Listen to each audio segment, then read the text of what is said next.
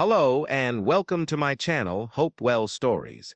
Today's video is how he forgave the man who betrayed his brother and they became friends. But before we dive into the full story, let me know where you're watching from and what time it is now, and don't forget to subscribe to the channel. Liam was 17 when his older brother Mark died.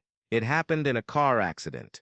The news hit Liam like a storm. 1 minute, life was normal. The next, everything changed. Mark was gone. Mark had been more than a brother, he was a best friend, a protector, a guide. He helped Liam with school, taught him how to ride a bike, and always made him laugh. When Mark died, Liam felt like a part of himself had been ripped away. The police said the other driver was drunk. His name was David. He was 32, had a wife and 2 young kids. He didn't die in the crash, but he was badly hurt. When he got better, he went to jail for 2 years for causing Mark's death. Liam hated David. Every night he imagined what David looked like behind the wheel, careless, drunk. He blamed him for taking Mark away. He wrote angry letters in his journal. He didn't go to church anymore. He stopped smiling. 2 years passed. David got out of jail. Liam heard about it from a neighbor. He's back in town, the neighbor said, trying to rebuild his life. Liam felt a fire inside. He wanted to confront David. He wanted to scream, to hurt him the way he'd been hurt. But something held him back. Maybe it was the way his mom looked when she heard the news. Sad, but not angry. She said, "Liam, hate won't bring Mark back." One Sunday, Liam saw David at the grocery store. David looked older, tired. He was buying bread and milk, standing quietly in line. Liam froze. His heart pounded. He could walk over, he could yell, but instead he just watched. David turned and saw him. Their eyes met. David looked down fast, ashamed. Liam expected him to run away, but David didn't. He stood there, hands shaking. Liam walked up to him. "You killed my brother," Liam said, voice low. David nodded. "I know. I'm so sorry. I can't say it enough." Liam wanted to shout, but David didn't fight back. He just stood there, eyes full of pain. "I was drunk," David said. "I made a terrible mistake. I think about Mark every day. I wish I could take it back. I wish I could trade places with him." Liam didn't know what to say. He didn't expect this. He expected anger, excuses. Not this.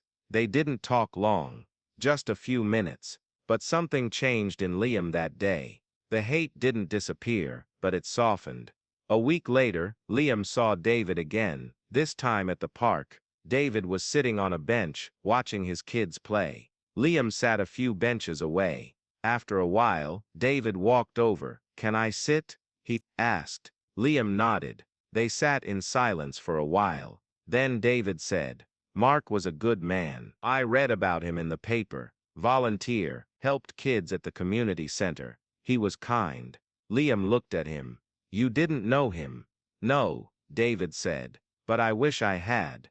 I see now what I took from the world." They started talking more after that. Not every day, just sometimes. At the park, at the coffee shop.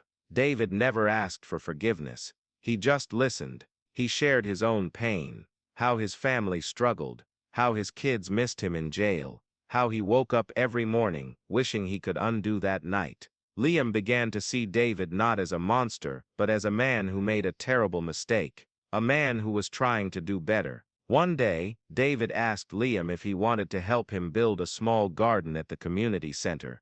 "It's in memory of people lost too soon," David said.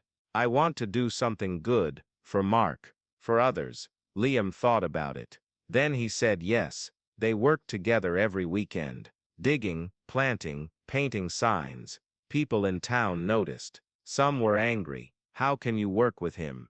they asked Liam. Liam said, "He's not the same man he was, and I'm not the same boy I was." Over time, their friendship grew. David taught Liam how to fix a car. Liam helped David practice reading to his kids. They laughed sometimes. They cried sometimes. 2 years after they met at the grocery store, they held a small ceremony at the garden. There was a wooden bench with a plaque, "In memory of Mark Carter, a brother, a friend."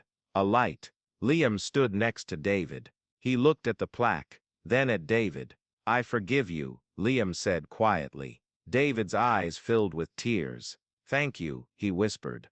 "I'll never forget that."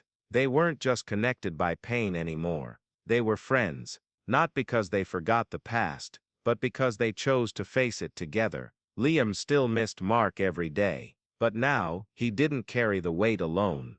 And in a strange way, Mark's memory brought two broken people together, not to forget, but to heal. Sometimes, forgiveness doesn't mean forgetting. It means choosing peace over pain. And sometimes, the person you think you hate the most can become the one who helps you find your way back. If you enjoyed the video, please don't forget to like, comment, and subscribe to our channel. Thank you for watching, and see you on the next video. Bye.